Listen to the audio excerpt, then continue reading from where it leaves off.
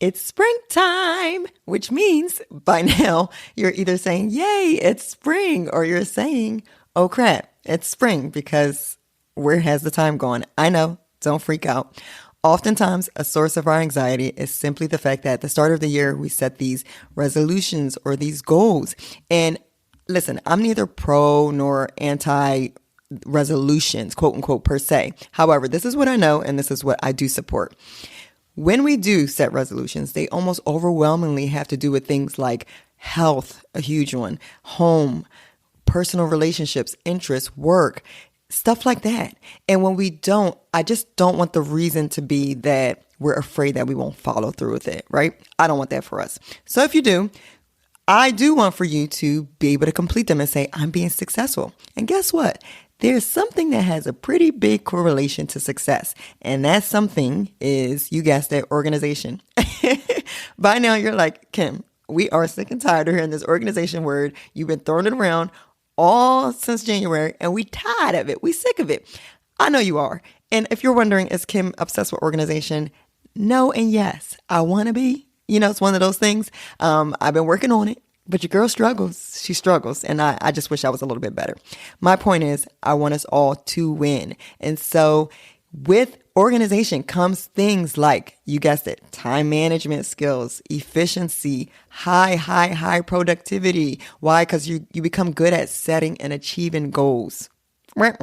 Okay. So yes, we had an episode on organization already, but that episode had such an overwhelmingly great response that we had to come back, not with a repeat, but a 2.0, because in this episode, the simple sorter literally takes us room by room, giving us tips and suggestions on what we can do to sort our life, to sort our mess, and to get better organized. Because per her, you can't organize without sorting. We also talk about just different habits we might have or different life experiences we go through that make it hard to sort. So if any of this sounds like something you need, tune in and let's introduce our guest. Karen Longenecker was the general manager of a franchise residential house cleaning company for 30 years. It was ran as a family business because her dad was the owner. They won many awards over the years for high productivity, great quality, and customer service. Karen always saw a need for getting homes sorted and organized. Sometimes the client thought that a cleaning company would be the solution, but it wasn't. So when their company retired, she followed her instincts and started her next season of life as the simple sorter. And she loves it. Karen was born in Chester County, and except for college, she has worked and lived here her entire life. Listen, Karen always knows someone who knows someone. And who doesn't need someone like that? Who doesn't need and love a Karen? Wink, wink. You're listening to We All Go Forward, a podcast on self-leadership through setbacks. With ownership, action, and growth, be set back, only to be catapulted forward into a more progressed, truer you.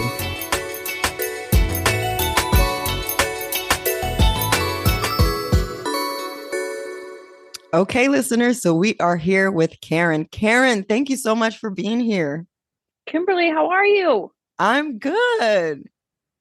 Thanks so much for having me. I really appreciate this opportunity to chat.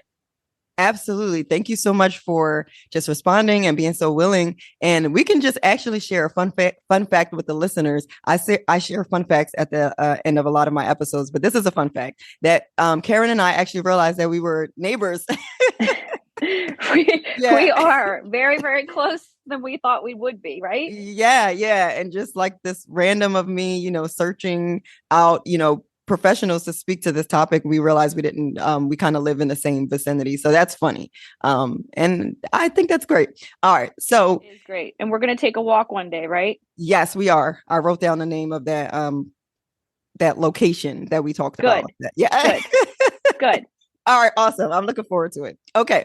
So this episode, naturally, for the listeners, we had this conversation about organization on a previous episode, and the feedback was so positive. Like people, not just myself, which I talk about me selfishly choosing topics, but people really want to hear about organization, life organization, home organization, business, you name it. So we had to run it back, and I think we're going to take it up a notch for sure, with you, Karen. So my intention was to use this interview to just get more granular on this topic, not to necessarily do like a repeat of, what we talked about before, about how can we break this down more, because people want to know. So there are a lot of pain points in the home, and we need help with functionality. And you are the simple sorter. So first, I just want to ask, I truly love that name. Why the simple sorter? Why did you choose that name for your business and yourself? The simple sorter. I chose that because of the very first word, simple. I think what we tend to do sometimes in our lives is make things a little bit more complicated than they need to be. And I just wanted to project that word, simple, easy, we can do it. Don't worry. And with your tagline, we all go forward. If it's simple, it'll make it easier to move forward. Sorting, I chose because it comes before organizing. I think the word organizing sometimes gets misconstrued. You can't organize until you sort everything to see how much you have. So, like a case in point, if you're going to sort towels or you're going to organize your towel shelf, you don't want to organize them in the linen closet and get them all nice and neat and then run downstairs and say, well, here's 10 more. Then all Yeah. of a sudden you can't be organized because you're throwing in more than you might have the space for. So it's important to really simple sort and then proceed to organize so you can actually use the space that you have for the amount of items that you have, if that makes sense. That makes so much sense. And I'm already smiling and loving the direction of this episode. So just the Good. simplicity. Yeah, I am. I love the way you broke that down, the whole simplicity and how important that is when we want others to, follow directions and learn strategies and be able to execute. But just what you said about sorting, you have to sort before you organize. It's kind of like on this podcast when we talk about getting aware of things, right? So getting aware of our mental or spiritual or emotional mess. Well, for this topic, we're getting aware of like home or mess or different things and sorting it out before we can organize it. That's really good. That's right. Like they say a lot of times, get your thoughts down on paper before Yeah, you start to make any life decisions. You're sorting out your thoughts or so that you helps you make a decision and move forward. that's awesome. Okay, I like this. All right, so Good. I was reading through your bio. Naturally, I read through your bio at the start of this episode, but also I just wanted to.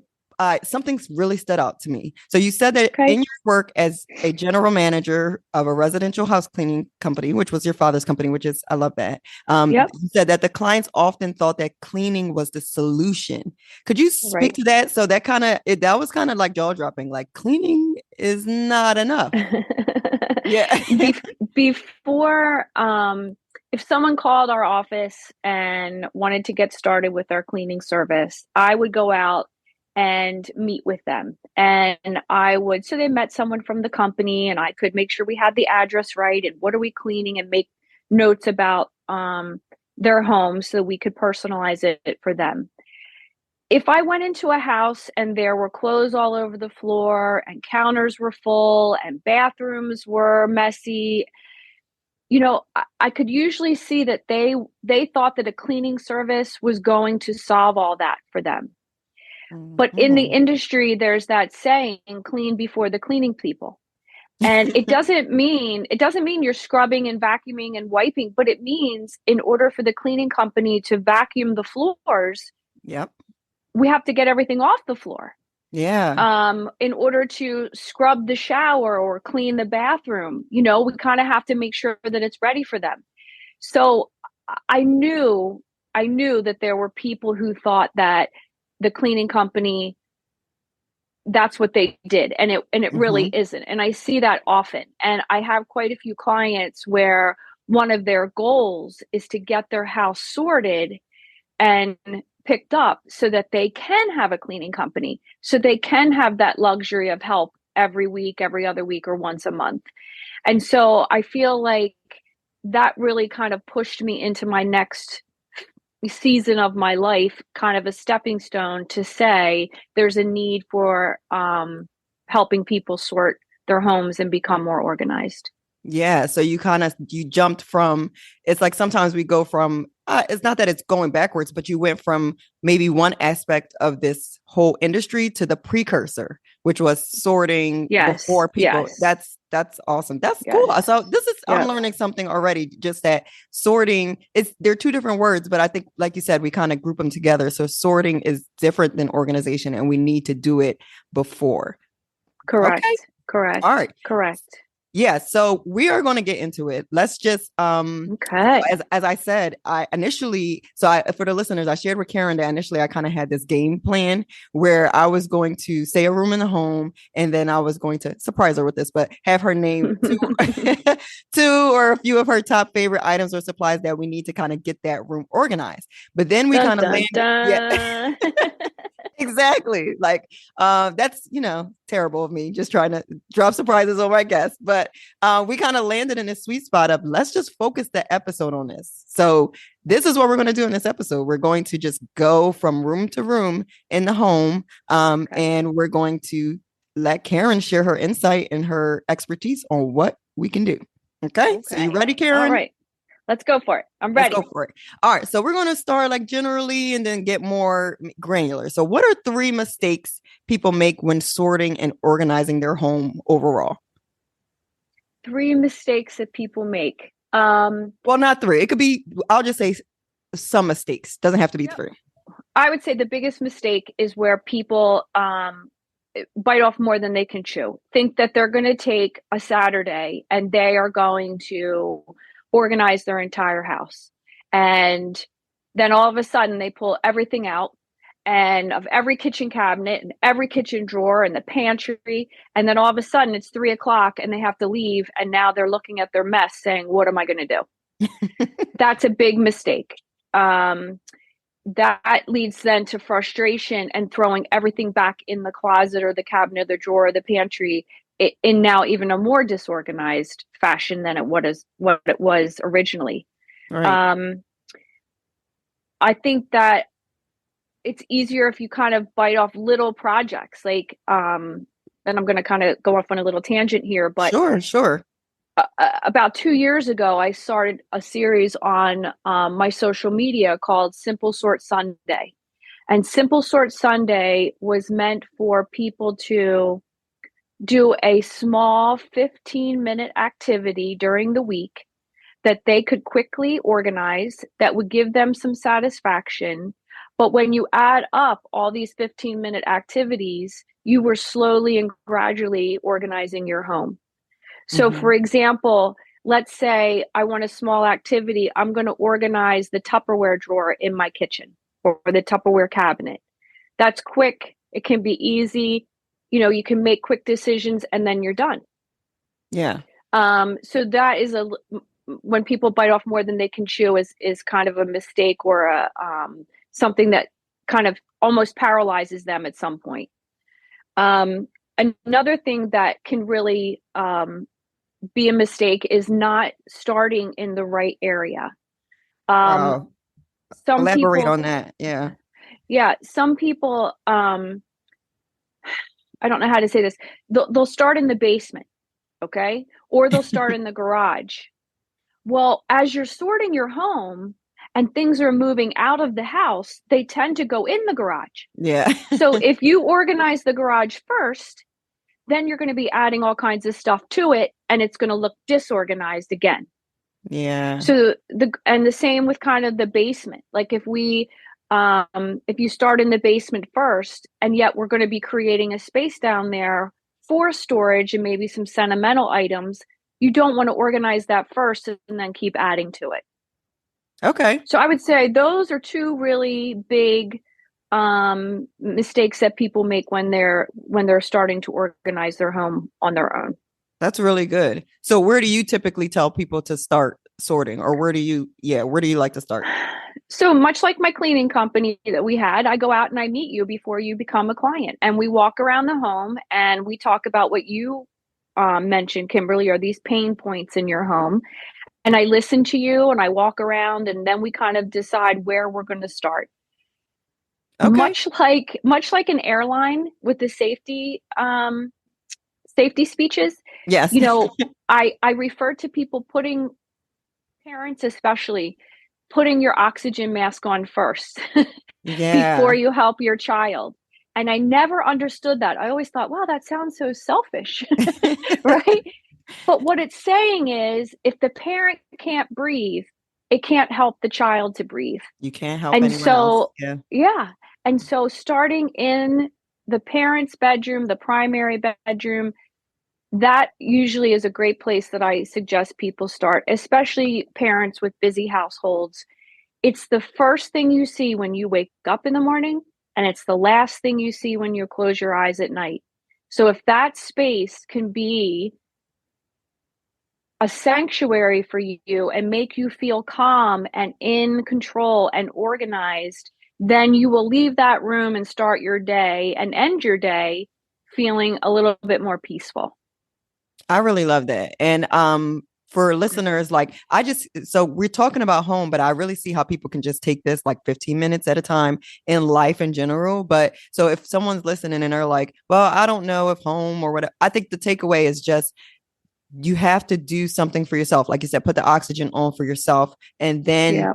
it probably will become a lot more clear what else you need to tackle in your life. But you're giving yourself just a little bit more room to breathe and just something to feel good about. So that's awesome. Okay. That's right. So That's right. yeah, you said that you do an assessment with each client. So have there been life events that you see trigger disorganization or kind of precede the need to sort and move and get organized? There have been, and there's different, everybody has a different need for the simple sorter. Some people I see that are really paralyzed and buried under a lot of items in their house.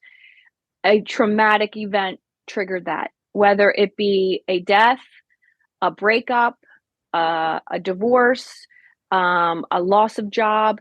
It triggered some sort of, I'm just going to call it paralyzation. Like you just can't move. Mm-hmm. You can't see the forest for the trees. You can't get out from underneath of it. And so therefore you start to say, well, it's already messy. I might as well add to the mess. Yeah. So that I see that frequently. But I think I just try to build this sense of all hope is not lost. Mm-hmm. Let's just start. Yeah. Let's just start. And they had the motivation to call me. So that is the start. And then when I come in and help, my job, I think, is to get the momentum going.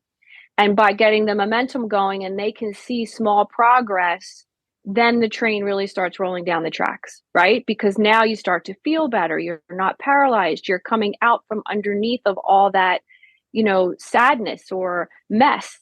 And the client brings the motivation, I can bring the momentum, and then we just keep, we all go forward, Kimberly. Yeah. I We love it, all go Karen. We forward. all go forward. It really applies, you see. So it's catchy. But Yeah.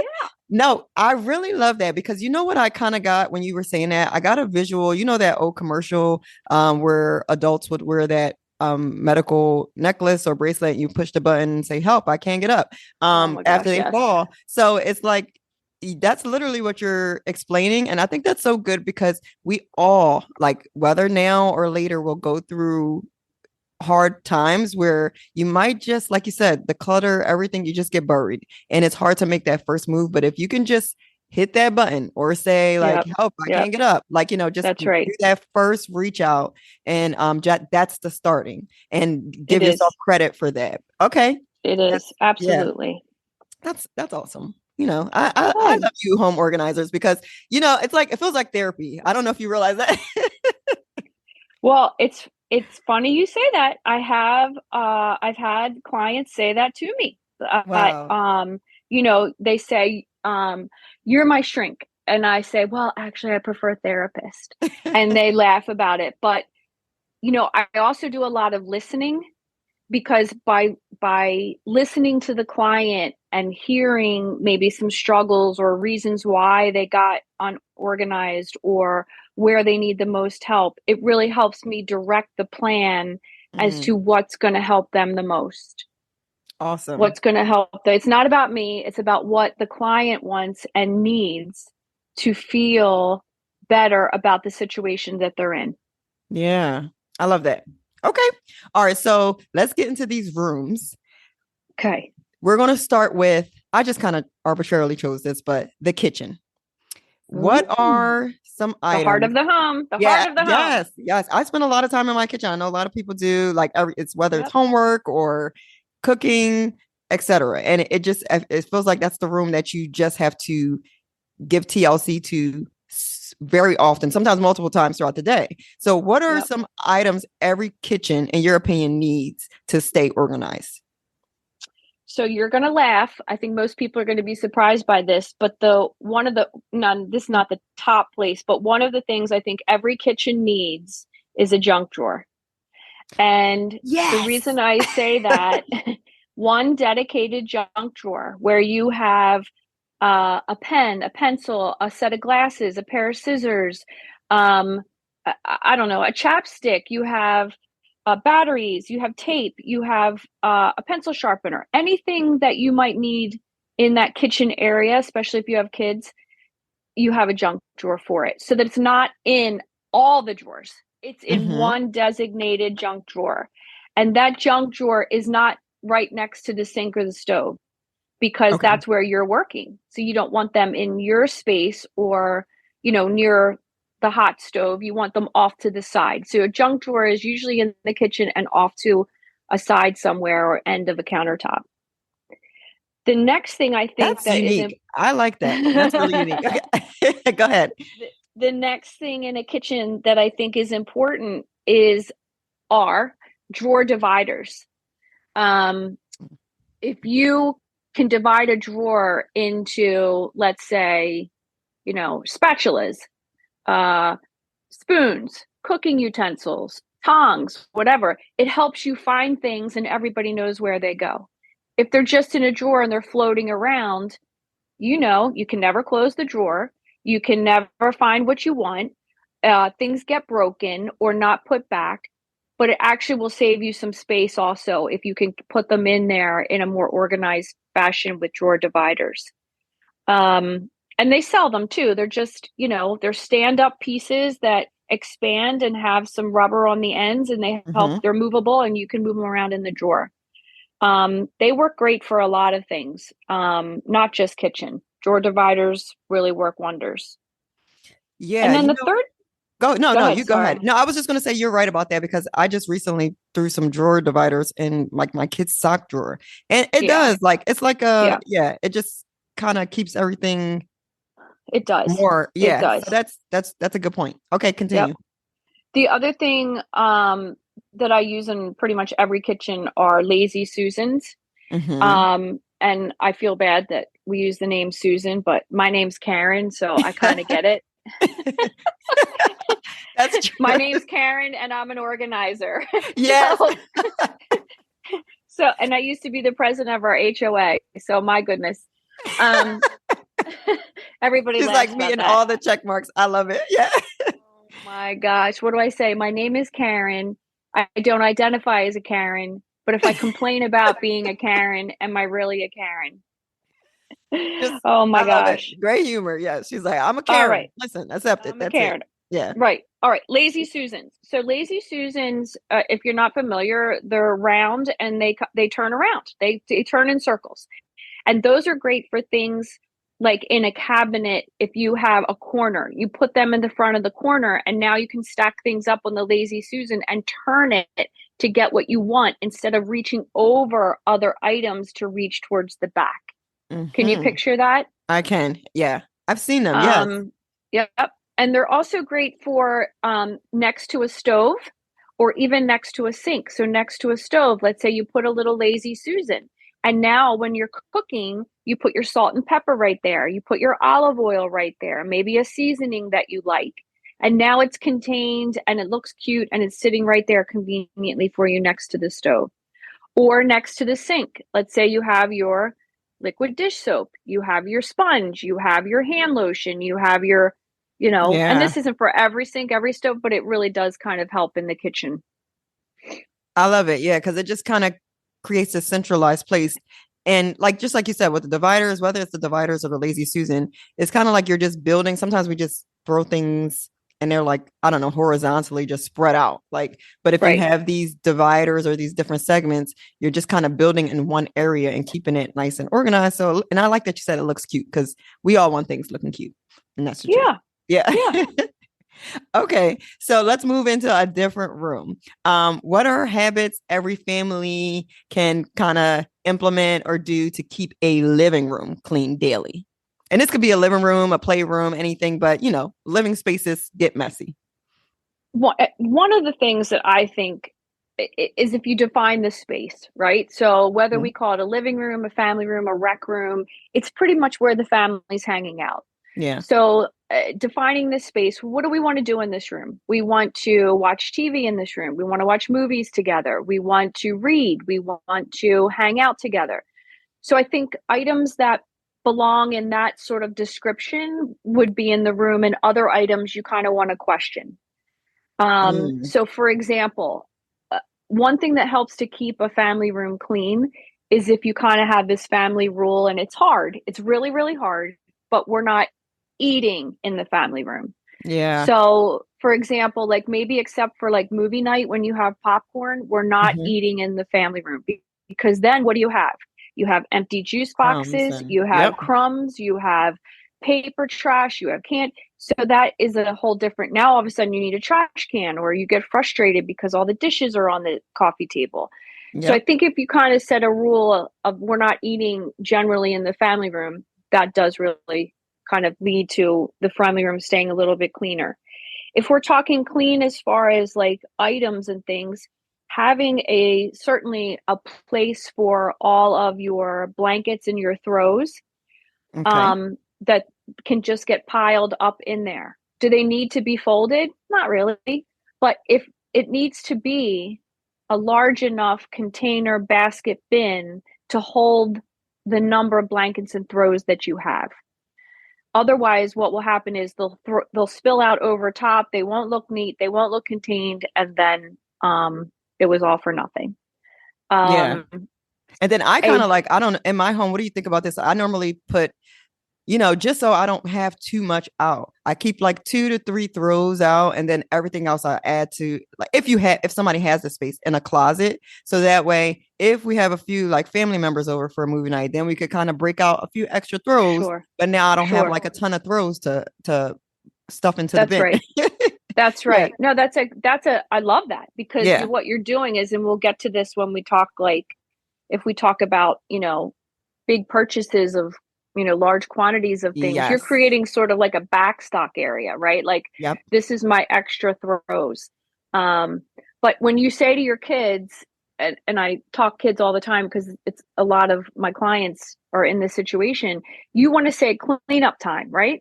It's mm-hmm. time to clean up the family room. You want them to have a space to put things that they felt successful cleaning up, but you weren't going back and refolding them or, making them look neater. You just want a place where they go away. So you That's such a can't good see point. them. So you can't see them. That's a really good Um, point because kids, I feel like that, you know, talk about pain points. We love our kids, but I think yeah, that's but you know, advocating for the kids, sometimes we're not giving them enough structure. So that's what I kind of hear you saying, that you're empowering them to know where to put things away. And then we don't have to micromanage. correct. Correct. And it's a way, like, it's a way so you don't see it. Yeah. One of the other things I say is, kids want to bring toys Oh, into the goodness. family room, right? Yes. So maybe if you can define what kind of toys. So um, we said it's a family room. So a board game, yeah, that stays, right? Because that's for Yeah. the family. A some stuffed animals, maybe because we're, snuggling up on movie night, and but things such as like Legos, Mm-hmm. jigsaw puzzles. Maybe they don't go in there because, you know, you're not going to work on a jigsaw puzzle and then take it down that night. Right. You want to come back to it every once in a while. The same with Legos. Good point. To have the kids clean up the Legos every single time is not realistic or fair. They're trying to work on a project. And so that would be maybe a zone somewhere else in the house that the kids could leave the Legos, have a separate Lego table, and just be able to work on it, walk away, and come back. That's a really good point. Like as a parent, I'm like, yes, I wish I would have known that went back when my kids still play with Legos, but now I kind of keep it contained to their rooms. Sure, But that was sure. a good point because, outside of it, like you said, it's a project or when they get spilled all over the place, we all Oh know my God. parents, the pictures of Stepping parents on a stepping on. Yeah. Lego. Yeah. And I'm Oh my like, God. my toes hurt. So that's good. That's gold. I like that a lot. Yeah. Good. Okay. All right. So bathroom. This is a big one. And especially the American dream, right? Homes are kind of like the value is correlates directly to how many bathrooms people have. So you got a lot of bathrooms, which is great, but keeping them clean is a whole other aspect. And I'm kind of happy that you, as you said, you were a general manager for a cleaning company. So I think this is a great question for you. Any product recommendations that you share to keep bathrooms sparkling clean? So this is funny because I was thinking about this and I was like, wow, I'm going to go off on a cleaning tangent.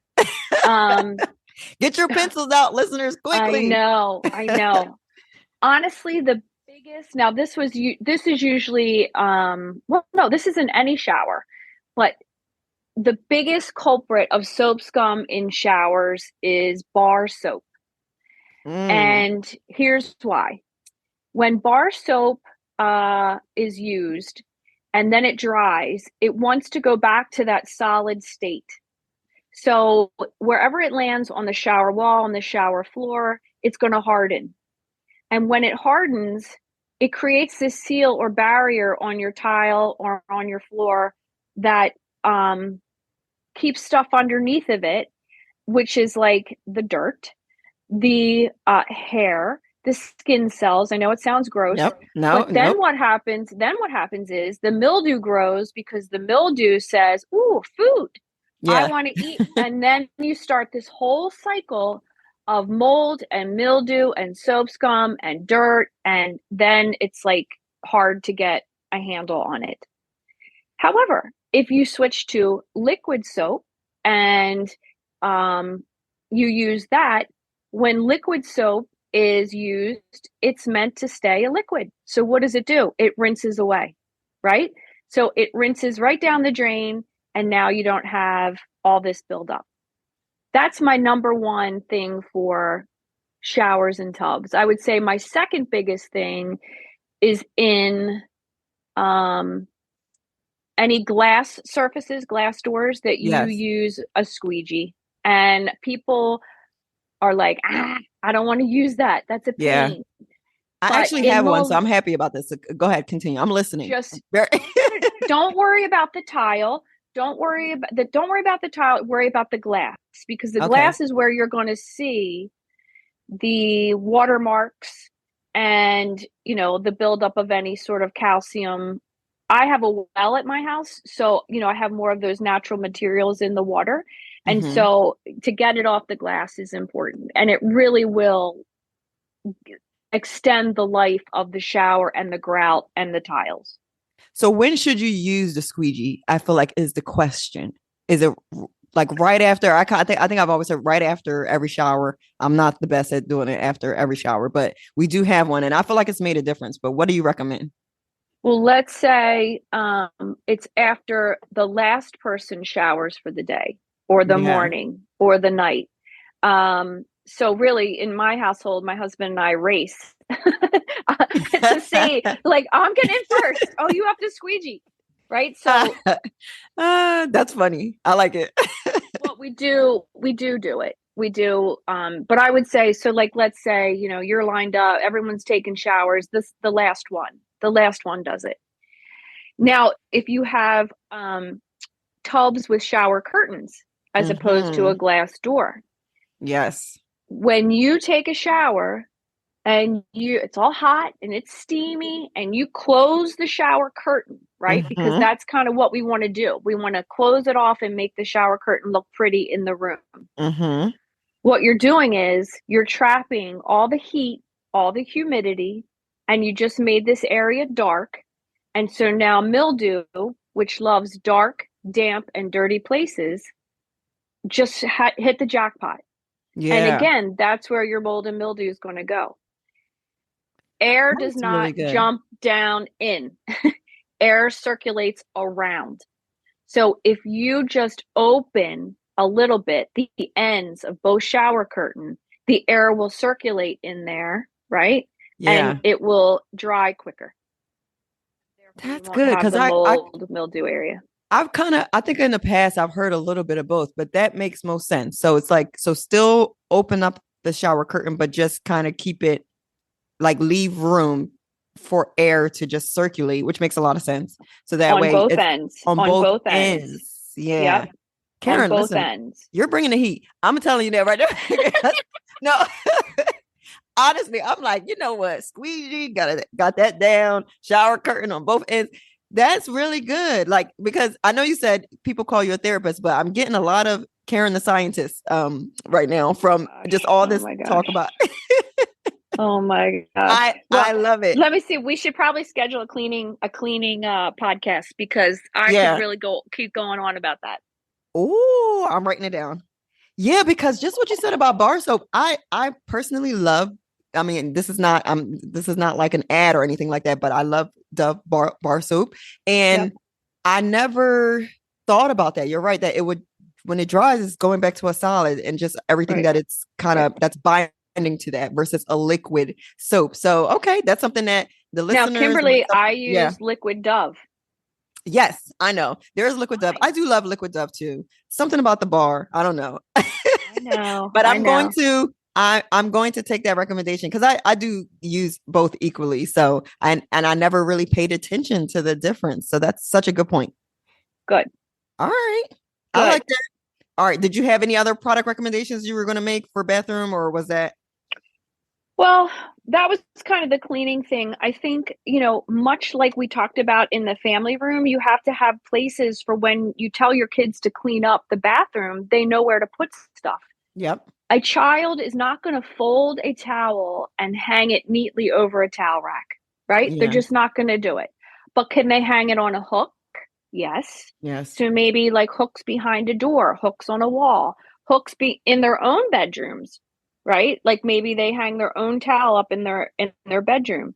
Yeah. A lazy Susan works great on a bathroom sink so that you have the cup, you have the toothbrush holder, you have the toothpaste, and it's not all over the counter, and they know to put it back on that spot. Yeah. And then another thing is I see all the time trash cans way too small in bathrooms, Mm, way too small. And so the trash, what happens? It overflows, and then it overflows, and no one wants to take it out. And so right. the trash ends up on the counter or the floor. So if you have a trash can that is the right size for the bathroom, then it will be a better use in there. Right. And I always think people too, like just for myself, like, well, we do this just like keeping in mind that on trash day, remember your bathroom trash, right? Because I feel Mm-hmm. like That's right. people just, yeah, you want to get your kitchen trash and emptying out the fridge, but the bathroom is a really good place to toss the trash out. Just to remember week by week. But what I'm hearing, I wanted to say, you're saying such great stuff. And just like talking about the hooks and the lazy Susan, in the last episode when we talked about organization, I brought up the word systems, like because I every time I hear it that we have to implement systems. And I remember I made this post on how systems are how we get things done. Like banks run on systems, and our body has systems, respiratory systems, your kidney system. You have all these different things, like your cardiovascular system. Everything is a system to run well. And so you're just describing systems that we need to put in place so that way it makes it easier for people to be compliant like in terms of like your kids, but even yourself, just holding yourself to that standard of sorting and cleaning that you're trying to uphold in your home. Yeah, 100%. And when someone says to me, I say, what are these clothes? And they say, oh, well, those are clothes that aren't really dirty, but I could wear them again, but I don't want to put them back in the drawer. So then I say, well, so you put them on the floor. And they're like, well, I Mm-hmm. don't know where else to put them. So then immediately my brain goes into, well, we need a hook or we need something where you can hang them up there for the next Mm-hmm. time you want to wear them. So that's the system, right? Yep. To help solve your problem. That's good. Okay. So you kind of hinted towards this, and it's a great topic and a great pain point, I think. We often buy things in bulk. And Mm. I feel like in the realm of sorting or organization, it could be a good thing, it could be a bad thing. What do you think? I think for for financially and efficiently, buying in bulk is terrific, right? Mm-hmm.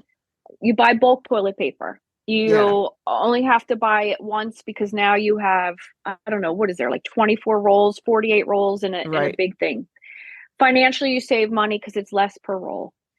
But if you don't have the space to put all that extra toilet paper, then there's a problem. So if you think you're going to put 24 rolls of toilet paper under your bathroom sink, it's not going to work. You have other Especially the things you mega have rolls, to, right? Yeah. that's right. Other things you need to put under there. So I try to create what I call a backstock area in a home for people that like to buy in bulk. So let's say under your bathroom sink or under each bathroom sink, you have 4 rolls of toilet paper.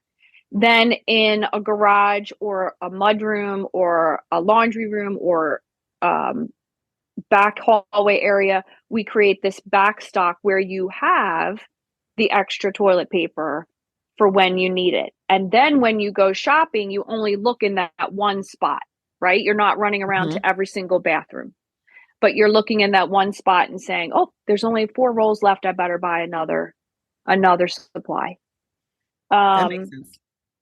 the other thing is paper towels. They're gigantic, and again, you have to be able to have the space for that. So maybe in your kitchen or your pantry, if you can keep 2, 3 rolls, right, that are easily accessible, and then this backstock area has the rest.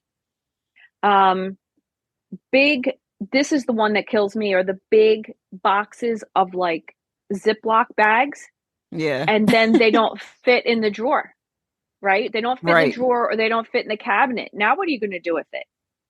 Yeah. Now all of a sudden you need to find a new way to organize your Ziploc bags. So for me, that doesn't necessarily equate to a good purchase at the big box stores. Um, Laundry detergent, I think that's a great deal. You know, your fabric softener is a great deal. The maybe the food that you're going to use quickly is a good deal. Humongous boxes of cereal that you can't fit anywhere other than the kitchen counter, maybe Yeah. not so great.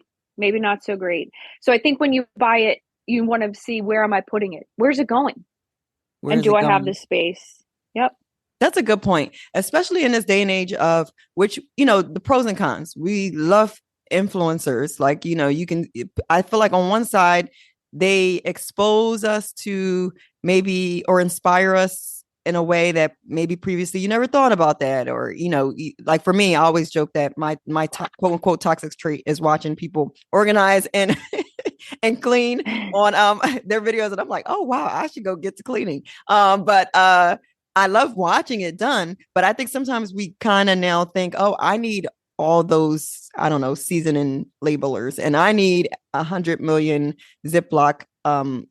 Like you said, things that they're not really practical necessarily with our own individual spaces. So, what I hear you saying is that we just need to be honest about what we have, what we're working with before we go purchasing. And that way we're not wasting money. Like, cause we might think that we're saving money on the front end, but essentially it becomes like, whether it's a waste of space, a waste of time, or you might put it somewhere where now you forget you have it and it ends That's up being a right. waste of money anyway. Yeah. And I'd like to say, or it makes you unhappy. Yep. Because if you walk in your kitchen and your counters are full of cereal boxes or Ziploc bags because you can't fit them anywhere, now you're unhappy.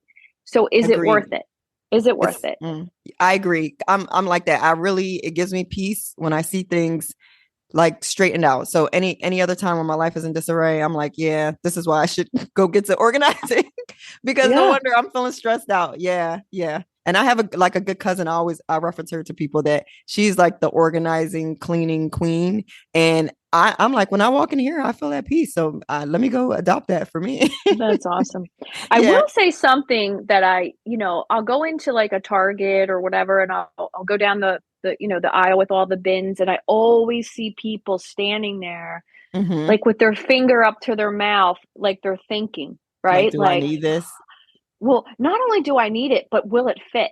Right? Like, Yeah. will it fit? And that's a little backwards. You need Mm. to, I say all the time in my Simple Sort Sunday videos, measure twice, buy once.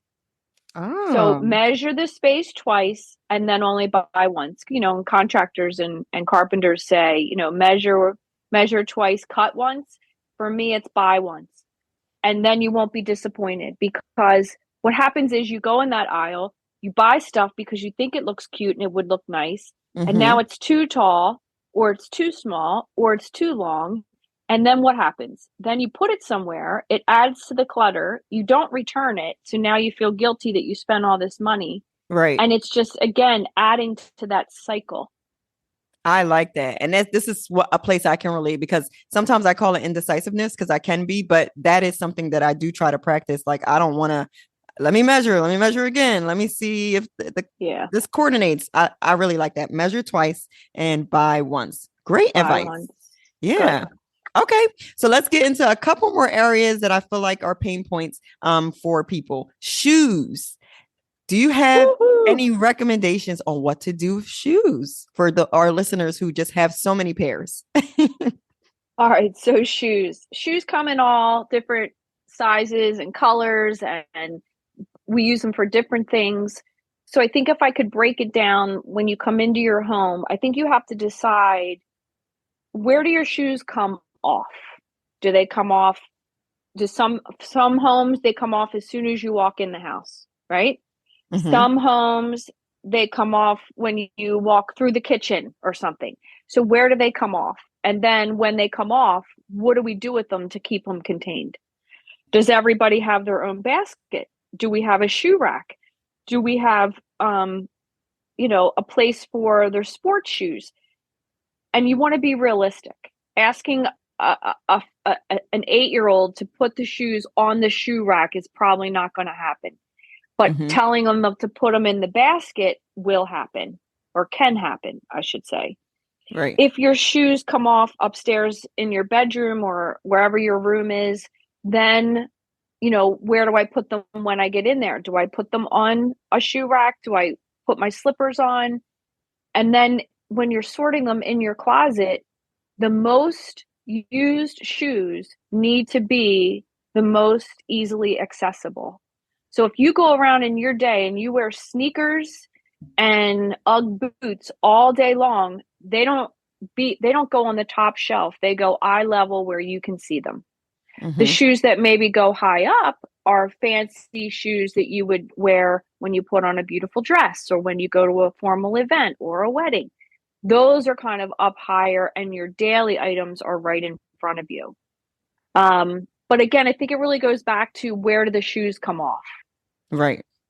You Because know, that makes sense, and that's yeah, practical. Like, if your kids are, or if you are going to wear the same pair of shoes every day for work, it doesn't make sense to, maybe you just need to kind of keep in mind where you, like, if you're coming in through your front door, if there's a closet right there, or if you have a garage, maybe tucking them right at that door, like right before you enter the house, if you don't want to walk through your right, house with shoes. Yeah. right. Right. That's. And I think, coming back to my original word, simple and realistic, Mm-hmm. just, focus on realistic, because everyone is there. If they're kicking their shoes off in the back hallway where nobody can see it, then just let it go. Let Let it it be. be. Let Yeah. it be. They're where they're supposed to be. Everybody can find them. Could they tuck them underneath a bench a little bit better? Maybe, but just kind of be realistic about where you are in your life and your family, and what is realistic for the people in your home. That's great advice. I love that. Okay. So it's almost springtime. And I think this is very timely because springtime, we hear spring cleaning. So closets, I do want to ask about that. specifically about, I think we have to be conscious of the fact that everybody has different space. And I'm sure you've seen that with throughout Yeah. the longevity of your career. Some people have a lot more space than others. And just like you said, the cleaning thing doesn't, like, just because you're cleaning is not sorting or organization. I think sometimes we have to keep in mind that space, like, is not that's not our excuse either, because we can say, oh, I only have a smaller space and I can't get organized, but yet people can do a great job with a small space and people do a terrible job with a large space. So what would you say to people who don't have the room to switch out all those seasonal items in their closet? What can they do? If they don't have room, then I would say at least move the current season items, the clothes, to the closest to you. So if you have a small walk-in closet, then let's put in the back all your winter sweaters, all your winter coats, your winter jeans, whatever's heavier. They're now in the back. And move to the front your shorts, your t-shirts, your sundresses. So you're not walking all the way through the closet to get something in the back, but everything is accessible right in the front. If you have, let's say, a closet with just, it's right in front of you and it's a door, it's not a walk-in, then put to the sides the items that are out of season and put in front of you the clothes that you're currently going to be wearing. That kind of eliminates a little frustration from digging, right? Yeah. Digging for what you need. And like maybe on the floor, maybe your boots are off to the side, but in front of you now are your sandals and your flip-flops. So I think that is a great solution for people who don't have the space for taking all their seasonal clothes out and putting them in an attic or a basement or somewhere else and then bringing them back.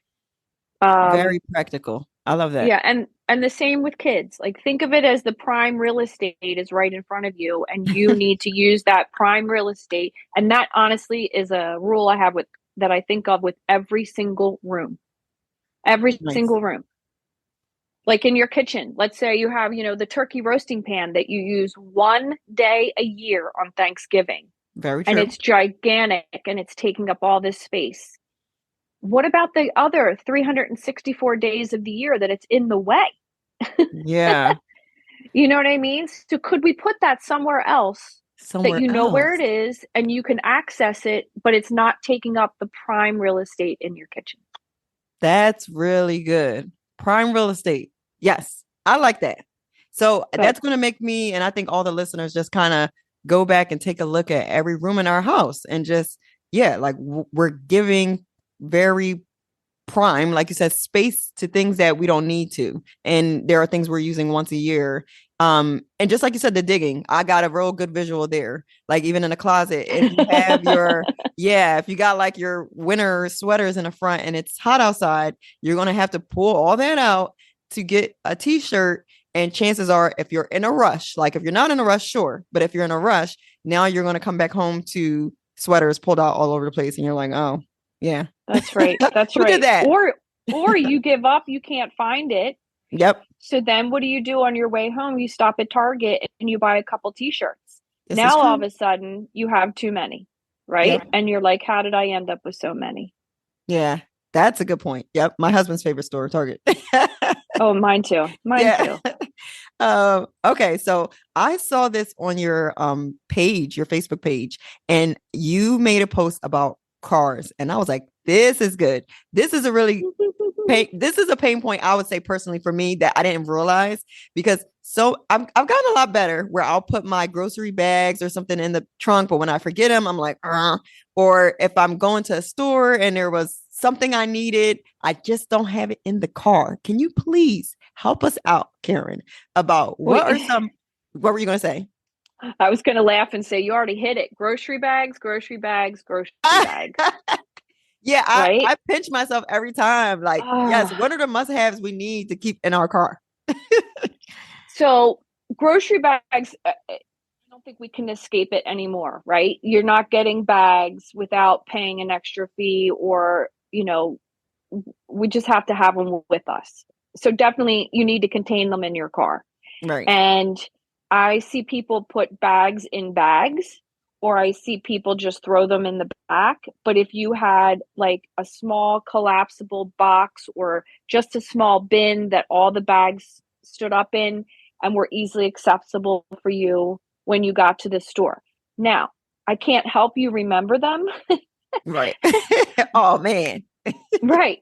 But, and I would say, we carry them into our house and we unload them. And then very rarely do we go and put them back right away in the car. They usually Mm-hmm. end up in the kitchen somewhere. That's So true. having a place in your kitchen that they would go, that then when that area got full, you would now transfer them back to your car. Yeah. So it is, again, a cycle of having a place for them, in both your kitchen and or your pantry or your back hallway and your car. The other thing I think for a car is certainly a phone charger, and it Mm-hmm. never leaves the car. Don't take it out. That's the car charger, right? Yeah. If you take it out, then you'll forget to bring it back. Same with like an ice scraper. Don't take it out and move it to a different car. Keep that one for that car. Very good. Certainly hand wipes, a towel or something in case there's a spill. What else could I was thinking about? That was kind of where I hit it with cars, but taking 15 minutes, and that was one of my videos that you saw, a simple Mm-hmm. sort Sunday, and cleaning your car out gives you such relief and a sense of peace. Because if we're not in our house, we're usually in our car or we're at work and Yes. so cleaning out your car and get rid of the a small trash bag or trash can in your car can help you. That is so good. I do feel like you're saving lives with this tip alone, really the whole episode. Saving But lives. no, I'm serious. I'm serious because I noticed like I don't know, sometimes like you said, we have no problem buying an excess t-shirts or something like that. But something that we really need and you kind of need to you need to keep it designated to a space. It's almost like I don't know, the light bulb doesn't go off to just buy another one. And I can think of like times where you're like, oh, I need a charger. So like you said, now I just keep a designated charger in my car. And Yeah. the second you take it out, you're going to regret it. And No, you are. the ice scraper, Karen, that you hit home because almost every time I take it out or my husband takes it out and I don't know, maybe one gets broken and we decide to use one on both cars and instant Yep. regret. Instant regret because Yep. it's like, where's the ice scraper when you need it? So there And are some then and things. then what Yeah. happens? You sit in your driveway for Yep. 20 minutes waiting for your Yep. windshield to defrost so you can see out the quarter of an inch at the Right. bottom, right? Guilty. And drive Guilty. down the road. Oh my Right. goodness, that's Yeah. funny. And you're just That's peering funny. through like just a little it's a mess. We're a mess. So you are saving Look, lives at this point. Yeah. you did hit upon a really important point, and that is, you know, buying stuff. And I think I think a lot of people, and I see this a lot of times, we have too much stuff. Mm-hmm. And it's because we buy too much stuff. And everything is a click away to purchase. And Mm-hmm. so, when all of a sudden let's say we're sorting all your technology, right? And all of a sudden when we put in front of us 17 phone chargers, Yeah. right? You're going to sit there and go, "Oh my Lord, what happened here? Yep. How much money did I spend on all these phone chargers when if you had just had one in each like area and didn't move, you would have actually maybe only had 3 or 4." So Absolutely. I think that being, let's say, having those systems, being organized and having zones for things does ultimately kind of save you some money. That's really good. This is okay. So I'm gonna bother you about one last area in the house because Okay. you've honestly I think you've given us enough information to really take the year, guys. Like just take the I take that know. 15 minutes a day until we circle back with the cleaning episode because I think that's important. But yeah, so in your opinion, I want to just kind of end the home space topic with basements. What are the best and worst uses that you've personally seen with basement spaces? The worst use for a basement is just a dumping ground, that you Hmm. want to get things out of the way and out of your sight, so you throw it down in the basement. The basements, if it's unfinished, is just this untapped potential of storage for long-term things. And if it's unfinished, it's not prime real estate, right? Hmm. So maybe that turkey roasting pan is in a bin down on a shelf in the basement. Right. Maybe um, your seasonal clothes are down, organized on a shelf in the basement. Certainly, I get to this with sentimental items, kind of filtering them down to the basement, but keeping them high enough off the ground where they would never get ruined or damaged, Right. if there was water or anything.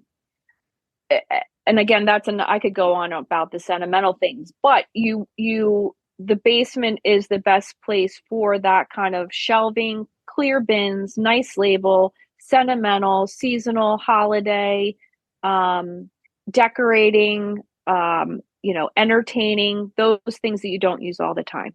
And the worst thing for a basement is when people just throw stuff down there. And you can't walk. That's the Right. worst. That's the Yes. worst. Um, I back to this 15 minutes each week on just a small little organizing project. I came up with an acronym for the word progress. Okay. And if you spell out the word progress, the acronym that I came up with is positive return on gradual results every single sort. Positive return on gradual results every single sort.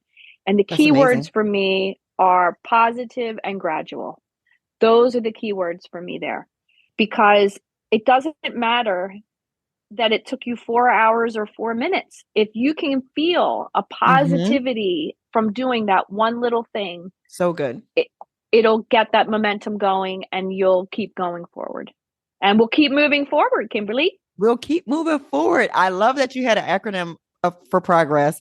Like, talk about full circle with this podcast, talking about progress in terms of self leadership through setbacks. And this is great. Like, and as we said, whether in a home, whether in life, in any area, we can, if we're looking for positive returns on gradual results in every Every single single sort. sort. Yeah. I think Of course, you that's, got to get this sort in there for the simple yes, sorter. yeah. As you should, as you should. I love that. I'll definitely be referencing that acronym again. Like, the simple sorter taught us that progress means XYZ. So I love that. Okay. Oh, that's good. Yeah, absolutely. So I'm going to round out this episode. I know we kind of took our originally planned game and we turned it into the full episode, but I have one little surprise for you. Just that you it'll be quick, just a few 30 seconds. But I think you did such a great job, like, just tackling so many different areas. Like, I mean, a round of applause, honestly, to Oh, thank you. yeah, honestly, this is so helpful. I could just imagine that the listeners are going to find so much value. And so, just going along with the lines of, like you said, the simplicity, sorting, you just being a great listener, you working with so many different clients. I thought that, if I say a habit or a disorder or something that we might deal with, could you say the first thing that pops in your mind as what could be the medicine that that person may need to start their journey? Okay, let's try it. Let's try it. Okay. All right. If I say unmotivated, you say what? Get up. Yeah. If I say depressed, what do you say? What's your first thought in terms of where they can start to start their journey towards sorting and getting organized? Depressed is a clinical term. Yeah, I think if you said to me, depressed, I would say call me, and we would start, you know, finding that motivation that you need. Yeah. Um, and then I can, again, the client's job is the motivation. I help with the momentum, and then all of a Yes. sudden you'll see yourself coming out of it. But to just to kind of be so paralyzed, as I mentioned before, That's the hard part. The phone call is the hard part. I have cards that I mail to clients, and right inside the card it says, "It always seems impossible until it's done." And Beautiful. I think that's really true. It seems so impossible, and then when it's done, you're like, "Holy moly, I did it." I did this. And I Yeah. think it can be with anything, with anything. Yeah. What do you say to the person that says, I've never been taught by anyone on how to sort or get organized? It's a teachable skill.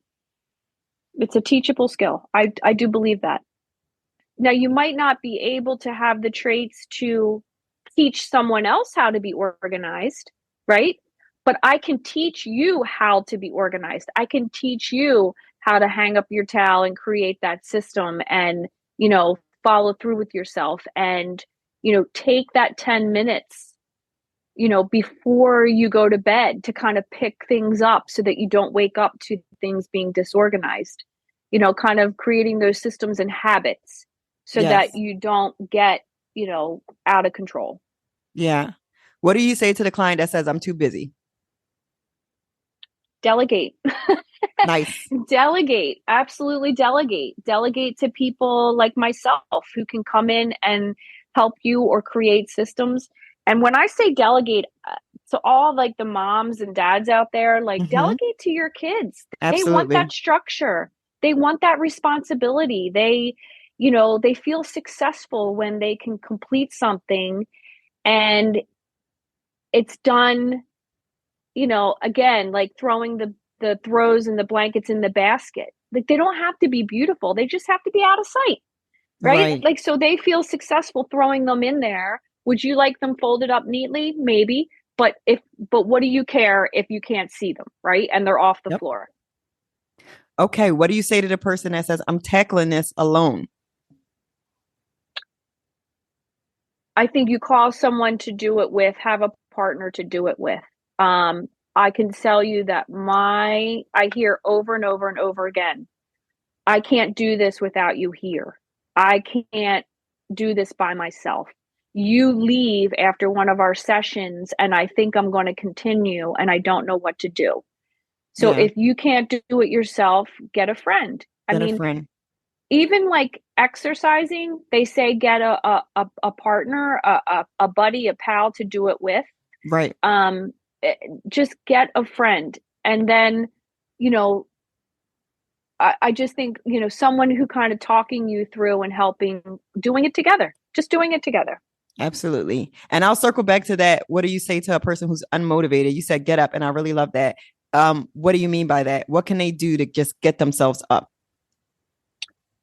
Oh, that's going to be a tough question, Kimberly, because I don't want to make light of somebody who can't, get up, right? Yeah. Like, I had a client who really needed help, and she called me, and the hardest part for her was opening the door and Oh, letting me in. And I just said, you did the hardest part. You did the hardest part is wow. calling me and letting me in and exposing yourself. But I promise you we're going to get through this. And let me tell you, we got through it. And when we were through it, oh my goodness, she was buying new furniture. She was, decorating the house Oh, better. So we got through it. And you have to be brave. I guess I don't want to say get up. I just want to say be brave. Be brave. I love it. I love it. Be brave. That's the Be takeaway. brave. Yeah, Yeah. be brave. Okay. So, any last words for the listeners? I guess my last words would be take it slow, take it simple, be realistic. You'll get there, but slow and steady wins the race. That's what I want to say. Absolutely. And Karen, where can people find you? So they can find me. My Facebook and Instagram is The Simple Sorter, and my Gmail address is thesimplesorter@gmail.com. And certainly they can call me or text me. My number is 484 798-9118. Thank you so much, Karen. Okay, well, listeners, you heard it here. Karen is really doing great work.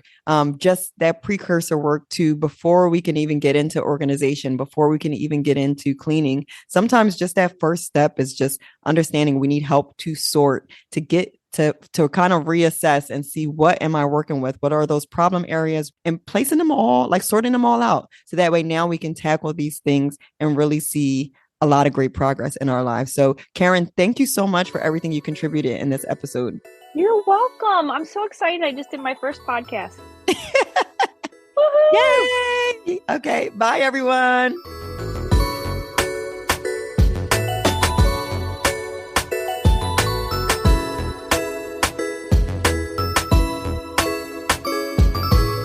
Hey guys, thank you so much for tuning into this episode. I hope it was as helpful for you as it was for me. I have one request of you, and that's that you share this episode, share this podcast with people that you know it will help. Why? Because when you do that, you become that resource, and I can't thank you enough for participating. Remember, as we move in the right direction, that is forward and progressing, never stagnant, we become a resource to help others move in the right direction. And the cycle continues, but only if we move. If you go and I go, then we all go forward. Let's get moving.